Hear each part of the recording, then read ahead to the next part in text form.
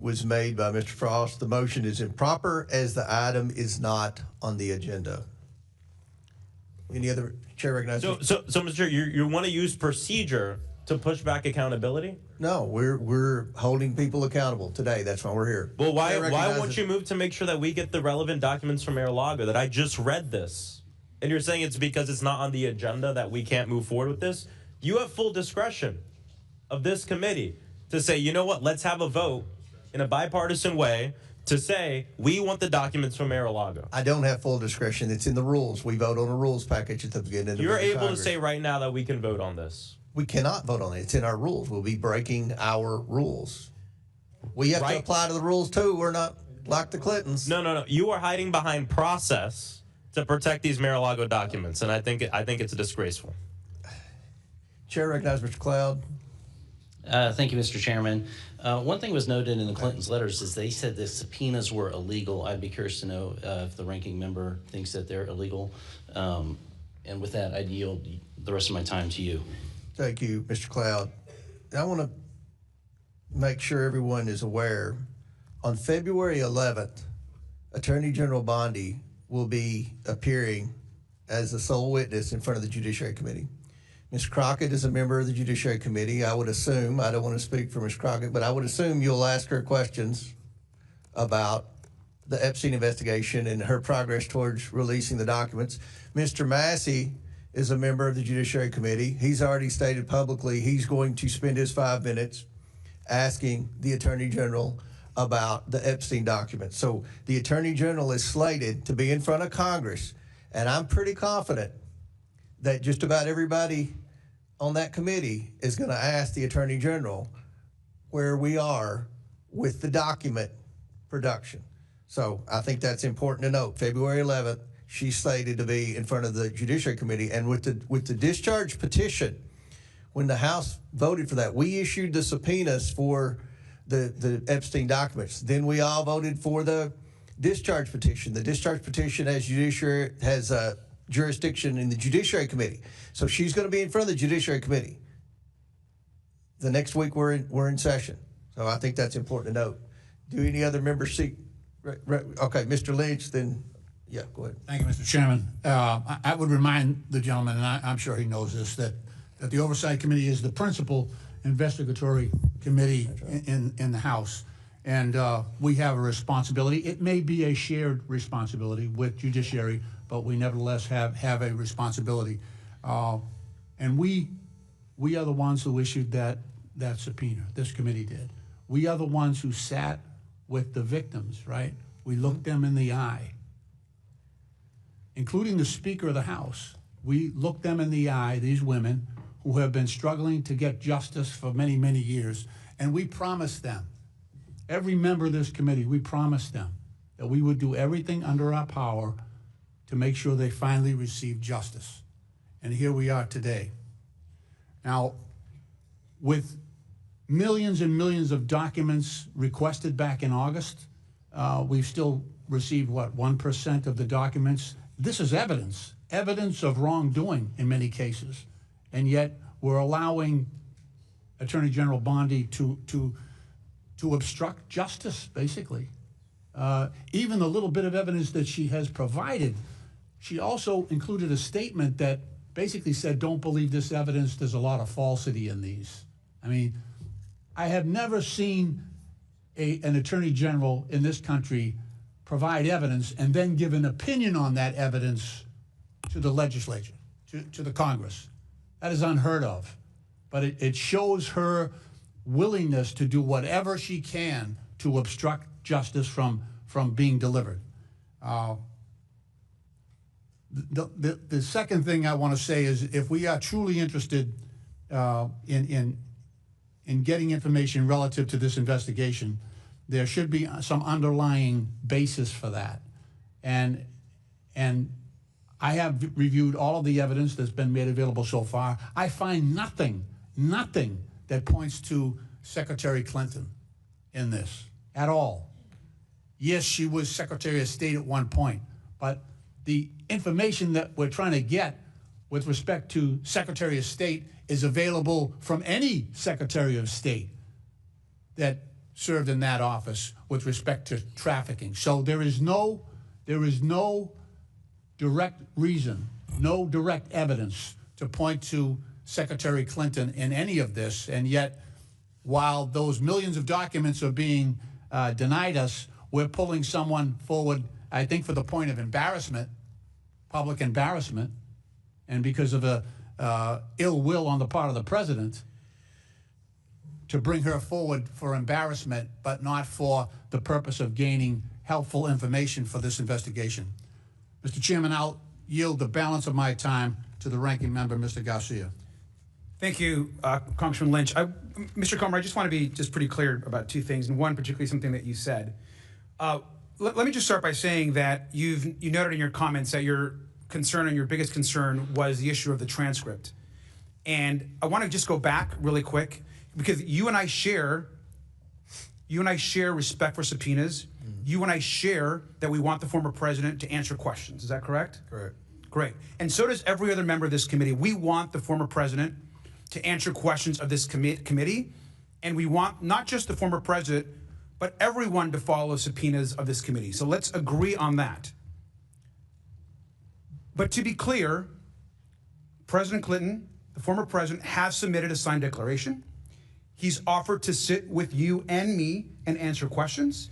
He's offered to have staff in the room to transcribe and be there while those questions are being answered. And his request was to do it in a dignified way. Your concern, as you brought up in your last comments, was that he was unwilling to do a recorded transcript. That's actually also not true. And to be clear, there's been public reporting, including in articles that came out over the weekend, that they have not ruled out a recorded transcript. I want to ask the president questions. Chairman Comer, I want to ask President Clinton questions. Don't you? That's why we're here. I want to ask President Clinton questions and a recorded transcript and with our members of our staff. Would you like to do that also?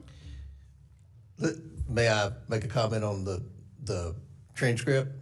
They have not agreed to a transcript. Staff notes are not equivalent. They've actually made public reporting. So they're wanting me to make note. They said, okay, Comer can take notes, but they've called us all liars, and you know how the Clintons have gone on offense, and look, they don't get to make the rules. We make the rules. Can I have the rest of my time back? Yeah. Go okay, ahead. thank you. I want to be clear, because this is an email actually that from the Clinton lawyers. You have this actually.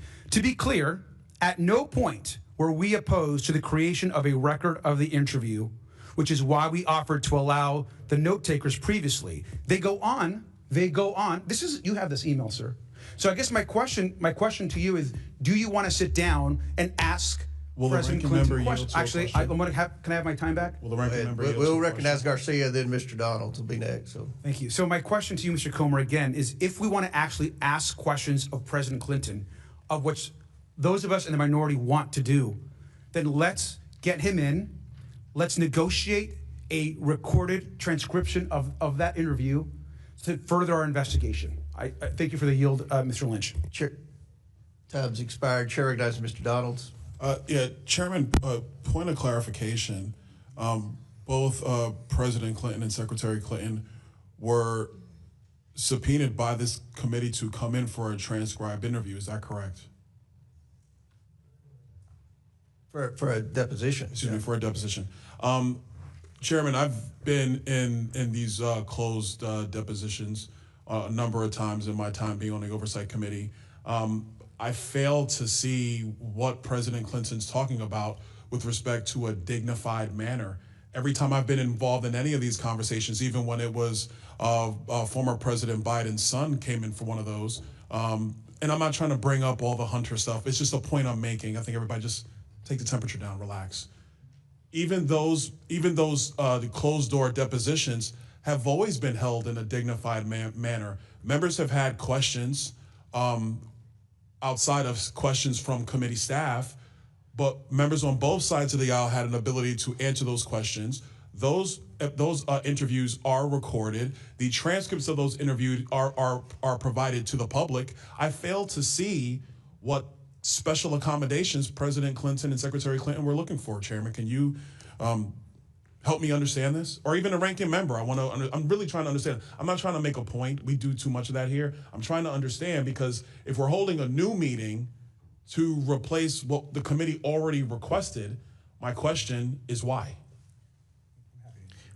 Mr. Garcia is willing to answer the question. Yeah. Thank you, Mr. Donalds. I appreciate the question. Look, I think the committee first, I'm not here to defend the Clintons, to be clear. That's their job is to negotiate with the committee, and in this case, you have the majority. Their job is to negotiate with the majority on coming in for a binding subpoena, to be clear. But I'll also note that this committee has historically made accommodations for a variety of folks. In fact, I think it is a bit hypocritical that when this very subpoena for the Clintons were actually made, I believe there were an additional 5 to 6 other subpoenas that were issued to numerous other members of former administrations, attorney generals, and so forth. Every one of those other subpoenas, I think maybe with the exception of one, were given special accommodations. In fact, they were actually allowed to just send their responses in writing. Is that correct, Mr. Comer? That is. May I respond to that? Yes, in just one second. And so accommodations are made. And so while every other folks in that group were given special accommodations, that's been typically the case. And I'll finally say just this. Like you, I want to have President Clinton answer questions. I think they are trying to negotiate that with the majority, and they have been clear that it being transcribed is not an issue. They have not ruled that out. And so let's negotiate with the Clintons, and let's get them to answer our questions. I mean, Chairman, since I guess we're on my time, and by the way, ranking member, thank you for that. I appreciate that. Chairman, you were mentioning you were going to inject your commentary with respect to special accommodations that have been made for previous witnesses. I don't know if you want to expound on what the ranking member said or not.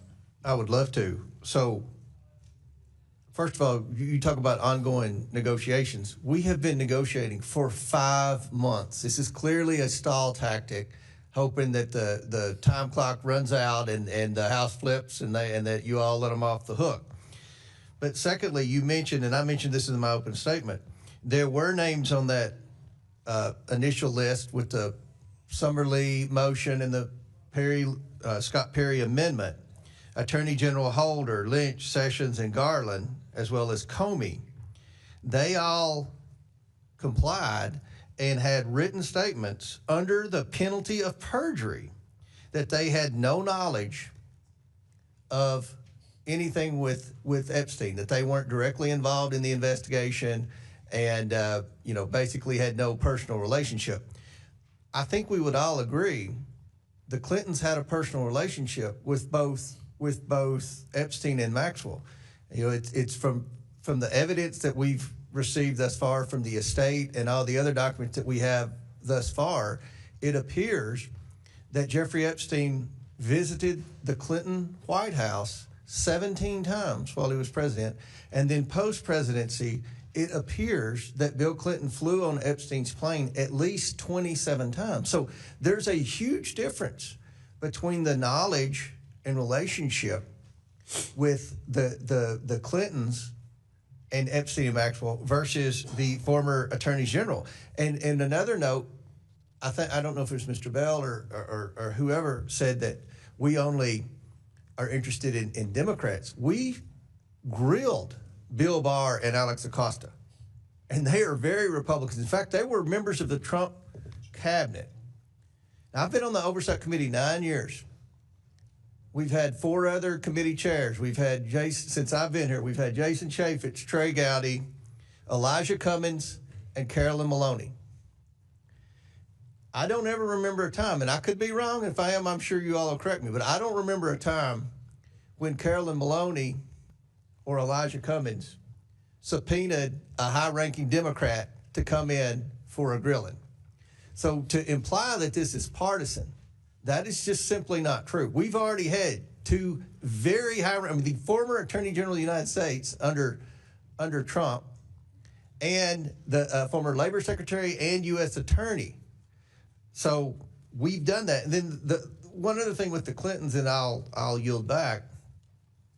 One of the arguments the Clintons made, Mr. Garcia, was that our subpoenas were unlawful. Do you agree that the subpoenas we issued the Clintons are unlawful? I believe that all of our subpoenas that we have issued have been lawful, sir. Okay. Just any other members seek recognition? Ms. Brown, sir. Ms. Brown.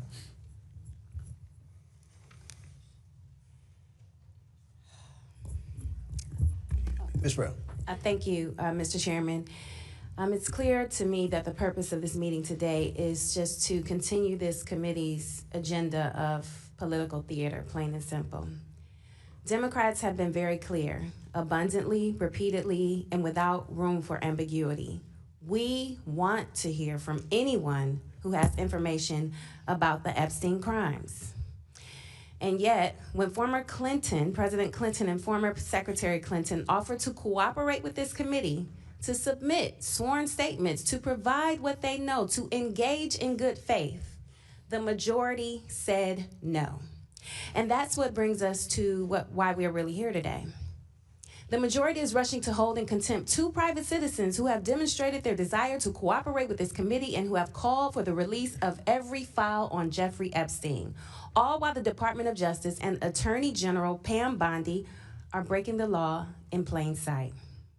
Here are the facts. The DOJ was required by statute to release the Epstein files by December 19th, 2025. The deadline has passed by more than a month. And what have we received? 1%. 1% is not compliance. 1% is not transparency. 1% is a cover-up. What about the 1% they actually release? We've seen redactions that are extensive, unusual, and very likely illegal. And what's more, the Epstein Files Release Act, passed by supermajorities in this Congress and signed into law by this president, required the DOJ to send a report to Congress by January 3rd, 2026. More than 2 weeks later, what have we received from the DOJ? Nothing. So if my colleagues on the other side of the aisle were really serious about uncovering the truth and government and accountability, we would be demanding answers from the administration. We would be demanding answers from Attorney General Bondi. We would be demanding the release of the 99% of the Epstein files still sitting at the DOJ. So I have some very simple questions. Where is the subpoena for Attorney General Bondi? Where is the hearing on DOJ's failure to comply with the Epstein Files Transparency Act? Where is the accountability for the redactions page after page after page? This vote feels less like oversight and more like a distraction. A distraction from the DOJ's lawlessness, a distraction from a broken promise of transparency, a distraction from the embarrassment of a co-equal branch of government choosing complicity over accountability, and a distraction from survivors who deserve this truth. If this committee is serious, then we must hold the Department of Justice accountable. Release the files, all of them, and stop playing politics with justice. Survivors deserve better. And with that, I yield the balance of my time to the ranking member. Thank you, Representative Brown. I just want to Chairman, I want to just respond to something that you said. I think it's important. First, I just want to read the folks of who the subpoenas you have chosen not to enforce. Alberto Gonzalez, who we subpoenaed on that same day, I believe you did not enforce. Eric Holder, of course, former AG, did not enforce. Loretta Lynch, you chose not to enforce. Jeff Sessions, you chose not to enforce. Merrick Garland, who I think it'd be important to have answer questions, you chose not to enforce. Robert James Comey, you chose not to enforce. In fact, I have Attorney General Gonzalez's letter. It says, "Dear Chairman Comer, this letter is to confirm that consistent with my conversations with the committee general counsel, I have no present memory or decisions or conversations related to the investigation and prosecution of Epstein matter during my tenure as U.S. Attorney General." He, of course, was the Attorney General when the whole Alex Acosta U.S. Attorney matter was in front of a critical time in this investigation. Now, you chose not to enforce that because you mentioned that this letter is under penalty of perjury. The declaration that Clintons also made and sent to you to answer some of those questions were also under penalty of perjury. I just want to clarify that. And then with the remainder of my time, Mr. Chairman, I think it's important to note that you talked a lot about the importance of our subpoenas and that we should all support this committee's subpoenas. And I agree with you, sir, and I want to hear from the Clintons. It's also important to note that we have members of this committee, Congressman Jim Jordan, Congressman Andy Biggs, Congressman Scott Perry, who are obviously very outspoken, which we like to engage with. Now, they're not here, and that's okay. Now, you also know, sir, that all three of them defied legally binding subpoenas issued by the January 6th committee relating to their efforts to overturn the 2020 election. So we should be clear that the majority chooses to be very selective on which subpoenas they want to enforce or talk about. We have members of the majority that themselves have defied subpoenas. So once again, I ask you, Mr. Chairman, let's ask President Clinton the questions that we have. Let's have him come in and testify in a way that we can negotiate, and let's get all the release of the files done immediately. Thank you. Would you yield? Could I respond to that? Sure, I have no more time, but I'm happy to respond. So you say we didn't enforce the subpoenas. We did enforce. They complied and testified under the penalty of perjury that they had no knowledge. Now, the Clinton declarations were short bullet points, almost like talking points. And the evidence is clear that the Clintons did have relationship with them. Now, again, I've said publicly millions of times, there's no one's accusing the Clintons of wrongdoing, but the fact that they were that close, and the fact that I've never seen a sit-down interview with Bill Clinton where he's answered questions about his relationship with Epstein and Maxwell like the current president has. So we have complied and enforced all of our subpoenas, 100% of our subpoenas. So I just want to make that very clear. Can I respond to you, sir? Sure. Just to be clear, you're talking about two declarations. The declaration that you chose to use as something that you moved on to not bring him in was 1/6 the size of the Clinton declaration. I'm looking at the Alberto Gonzalez response to you, sir, that you chose to dismiss, and it is one sentence long. One sentence long. You just pointed out the Clinton declaration, which is 6 times as long. And so I just think you are using interesting points to make comparisons. Let's just be clear and get back to the facts. Let's bring President Clinton in to have a conversation with this committee. You are instead choosing to try to prosecute President Clinton and send him to jail, which is part of criminal prosecution, before having him answer questions to this committee. Him and his team have been trying to negotiate. We want to hear from President Clinton. I'm not sure that you do, sir. You don't think I want to hear from President Chairman Clinton? Comer, can I, Chairman? But before I recognize Ms. Luna, who'll be next, I believe, are you willing to accept those bullet points as testimony, or do you want to hear from Clinton? I want to hear from President Clinton. Then I don't know what the point is of talking about their bullet points. I mean, that we all know they had a relationship. So. Well, sir, I'm just responding to the fact that you mentioned that you're dismissing other legal subpoenas with one-sentence answers, and you're the one that pointed out the Clinton's declaration, which is also under penalty of perjury. Do you think that Eric Holder or Lynch or Jeff Sessions or Merrick Garland had more? I mean, do you want to bring them all in? I would love to have former Attorney General Merrick Garland in front of this committee to answer questions as to why more of the files weren't released. I've actually said that publicly. And so, sir, I think what it comes down to is we all want to get to the truth. We all want justice for the survivors. And I think more information is better. And so I think our position is that it is clear to me that President Clinton is negotiating to come in front of this committee. And it may not be exactly what you and the lawyer and your team want to see as far as that negotiation, or you're not satisfied with the progress, but they continue to negotiate. They have not rolled out a transcript. Let's get them in front of this committee. Thank you, sir. Chair recognizes Mr. Gill, then Ms. Luna. Mr. Gill has a bigger. Go ahead. No, who's next? Ms. Luna. Go ahead, Ms. Luna. Then Ms. Thank you, Mays. Chairman. I'd just like to remind the American people that I was the member that made the motion to hold Merrick Garland in contempt of Congress, and every Democrat voted against it. And in addition to that, 3 of my Republican colleagues voted against it, one of which did not come back